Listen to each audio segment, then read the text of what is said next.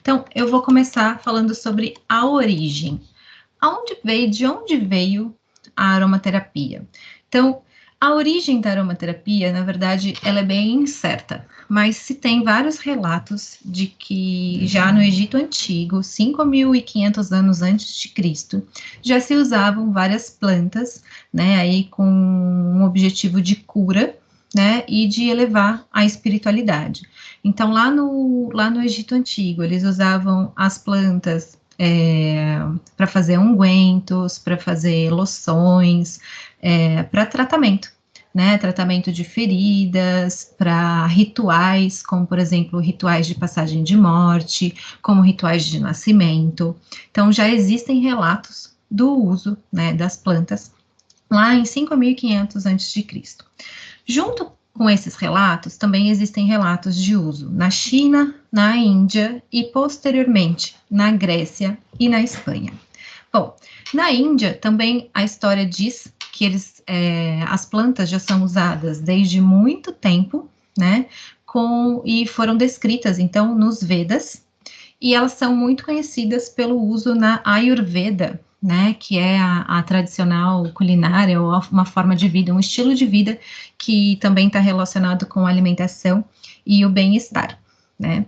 Já vindo um pouquinho mais para os tempos modernos, digamos assim, né, que é mil anos antes de Cristo, já é bem moderno, né, gente, 1.000 anos depois de Cristo, desculpa. Lá na Pérsia, um médico chamado Avicena, ele foi o primeiro que conseguiu fazer a destilação de uma forma coerente de uma planta, né? Foi ele quem desenvolveu um método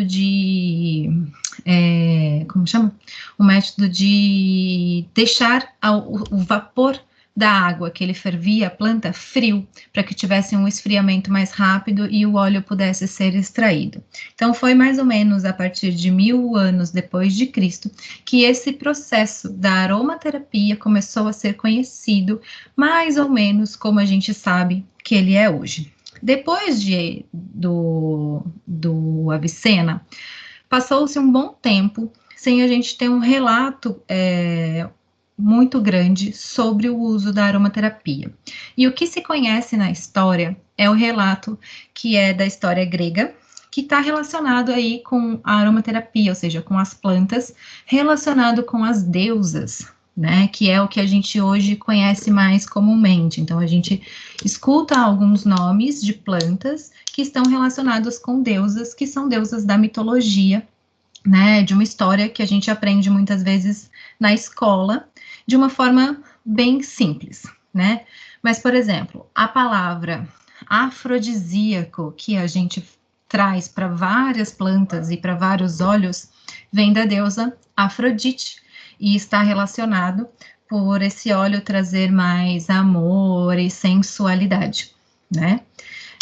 Existe também, por exemplo, a deusa Ártemis, que está relacionada com a planta Artemisia, que é uma deusa guerreira, então a planta traz aí um aspecto de força, de empenho para a realização e para a conquista de objetivos.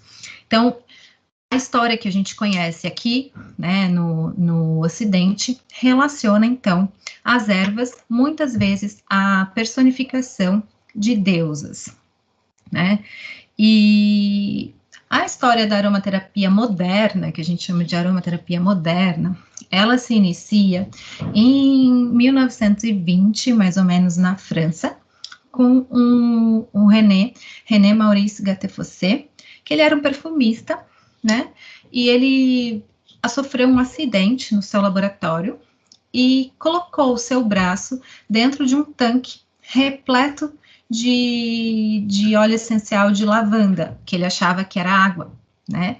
E ele percebeu que depois de alguns dias, a ferida formada pela queimadura tinha basicamente sido cicatrizada e não tinha levado a processos infecciosos. E ele começou, então, a olhar a lavanda, né, como uma planta curativa, que curava processos infecciosos. E a partir dele, que surgiu esse termo que a gente usa hoje, que é aromaterapia, porque a partir dele começaram estudos, principalmente perante a lavanda e, claro, depois frente a outras plantas, e ele começou a separar o uso da lavanda para perfume e o uso da lavanda como planta terapêutica.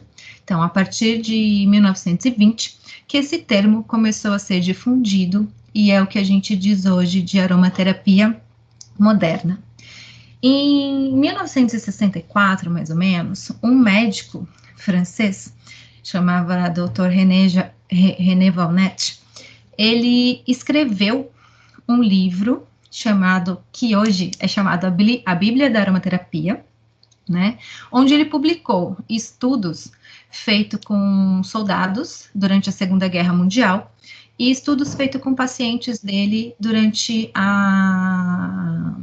em uma clínica, né, porque ele era psiquiatra, em uma clínica psiquiátrica.